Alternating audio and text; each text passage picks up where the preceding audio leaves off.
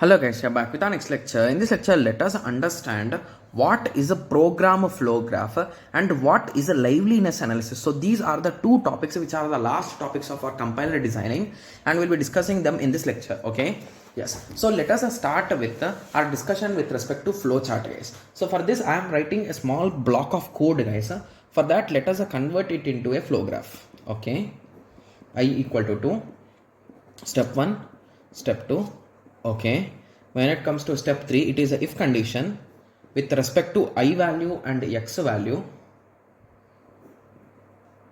Okay, go to 9. So let us assume there is some value of x. Okay, yes, so go to 9. Okay, and the next step is t1 is equals to f into I. Fifth step is f is equals to t1.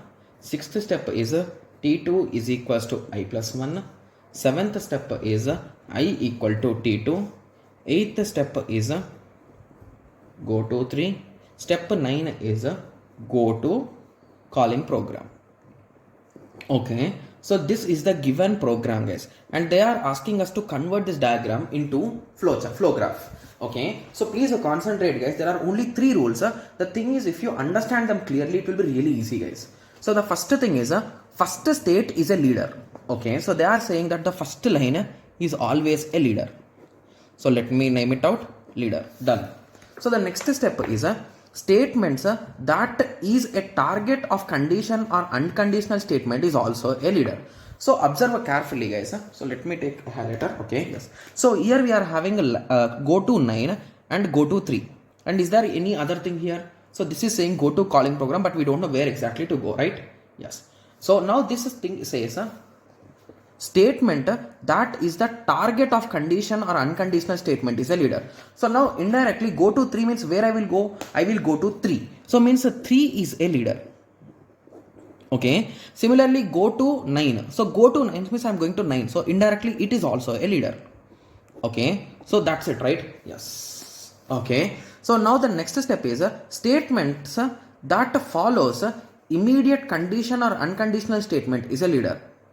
Okay, so statement that follows immediate condition or unconditional statement is also a leader. Means what they are saying, basically this is a leader.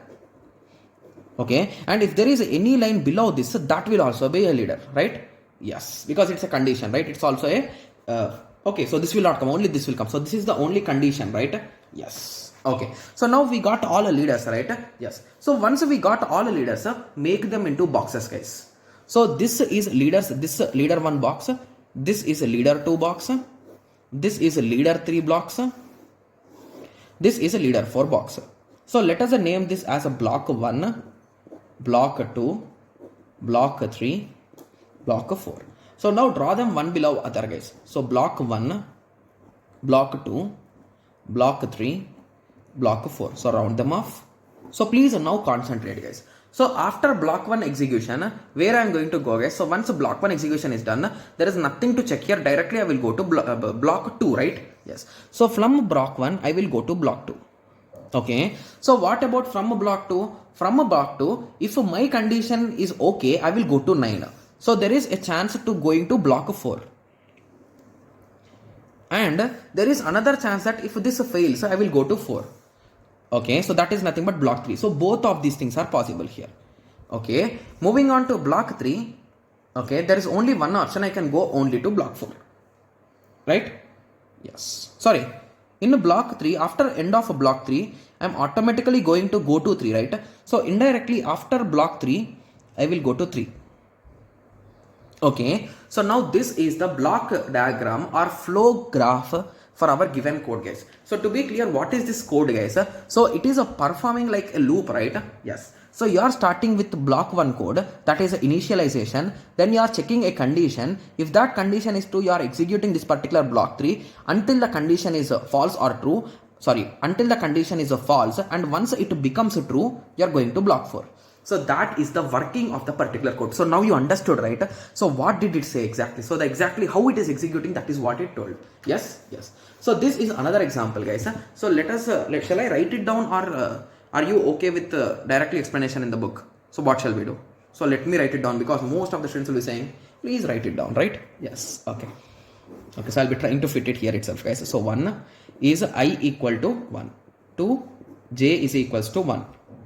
3, t1 is equals to 5 into I. Okay. 4, t2 is equals to t1 plus j. 5, t3 is equals to 4 into t2. 6, t4 is equals to t3. 7, a of t4 is equals to minus 1. 8, j is equals to j plus 1. 9, if j is less than or equal to 5, go to 3. Similarly, 10, I is equals to I plus 1. 11, if I is less than 5, go to 2. Right? Yes. So what is our first step, guys? Assume that the first person is a leader always. Okay. So once that step is done, check wherever go to is there, make all those lines a leader. So go to 3 and go to 2 means indirectly 2 is also a leader. 3 is also a leader. Okay, so what is the next step? Wherever condition is there, the next line will be a leader. So this is a leader, and if there is a 12th line here, he will also become a leader, but there is no 12th line, so that's it. So now what are all the options? So this is one leader, so this is one block, this whole thing will become one block. Okay, so this is a huge block, right? Yes, and this last piece is a block. So indirectly, how many blocks we got? B1, B2, B3, B4, B5. So B1, B2, B3, B4, B5. Okay, I think I will be drawing here, it will be good, right? B2, B3, B4 and B5. Okay, yes. So after execution of B1, I am having only one option, I will go below. Even after B2 also. Okay, so this is all continuation code, right? Yes. So even after B3, there is nothing to check. I will go only for B4. Okay. Okay, so just give me a second. Why did I make a box here? So there is nothing there, right? So indirectly it's up to B4 only. Okay, so this is a B3 only, this is B4, guys. Okay, yes. So that is the leader, right? I am not separating leaders, right? Yes. Okay, so this whole thing is one block, this is one block, right? Yes. Okay, so from B3, okay, so here there is a condition. From B3, I might go to B4, or if I executed this and I got success there, I will go to B3 also, right? Sorry, go to 3. So 3 is in B3. Okay, so you are going to yourself. That's really good, right? Yes. Okay. So let me concentrate, guys.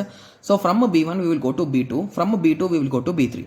From B3 I can go to B4 if my condition is a false.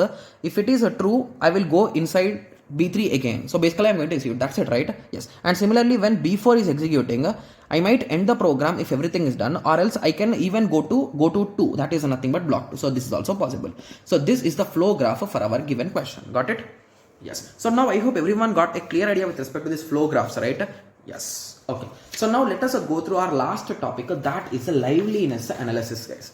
Okay, yes. So in simple words, liveliness analysis is in compiler, live variable analysis is a classic data flow analysis to calculate the variable that are live at any point of time, at each point of time in the program. So basically, if there is a block of code, so exactly where the variable is alive or where the variable is not alive is what we are going to find. So let us take a small example. B equal to 1. So step 1, step 2. That is f equal to b plus 1. Step 3, d is equals to f into b.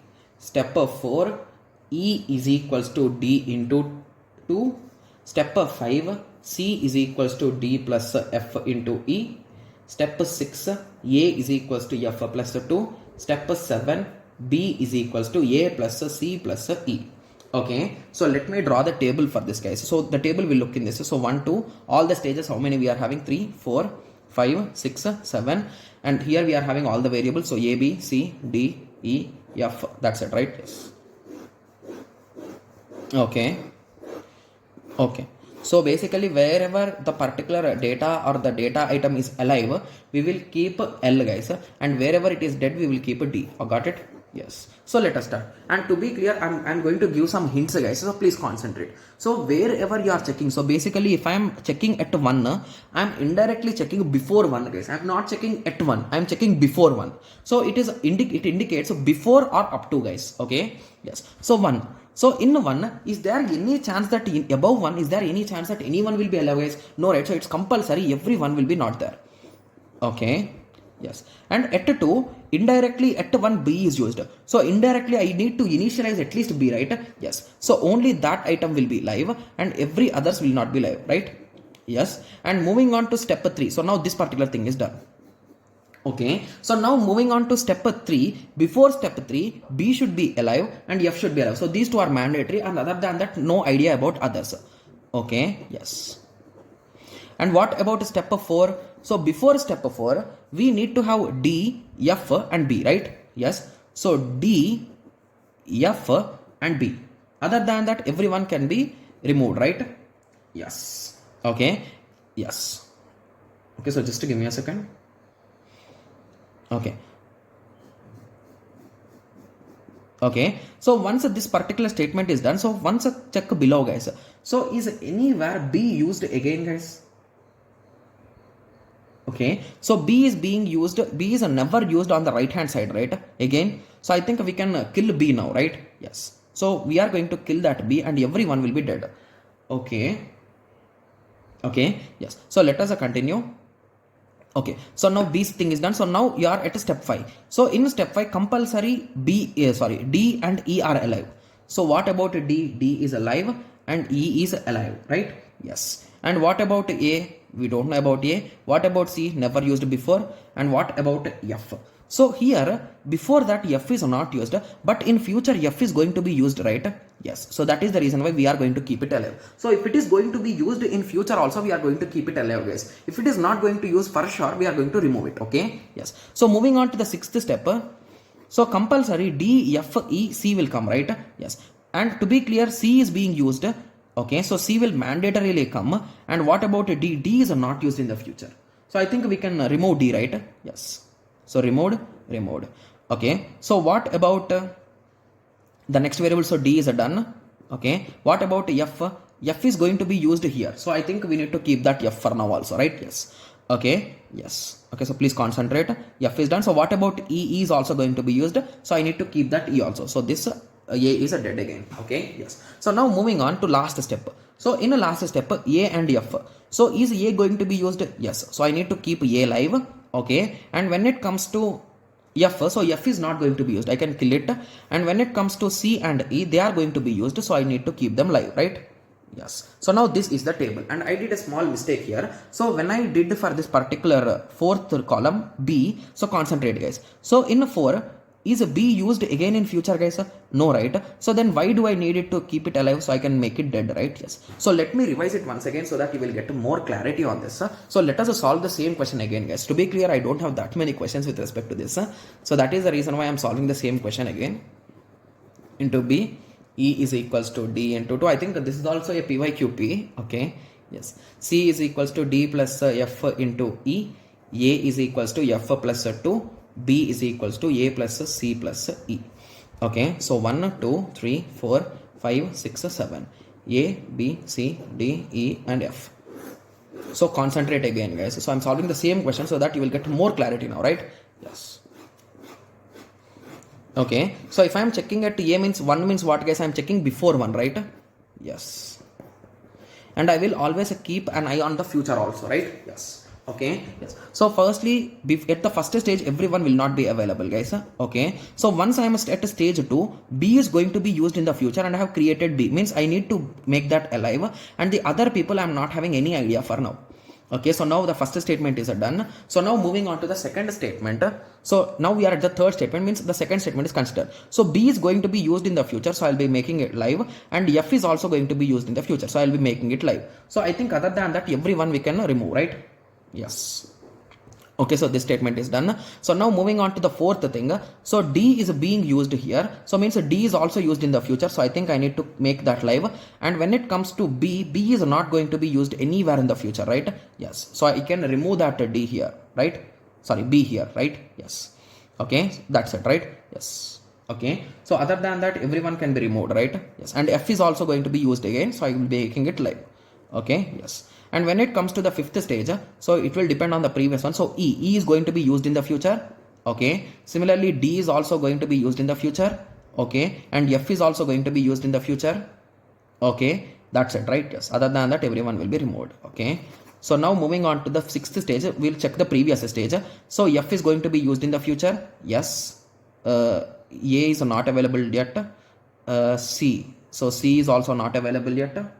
Okay, but C is generated here. Yes, C will be live here because it's going to be used in the future.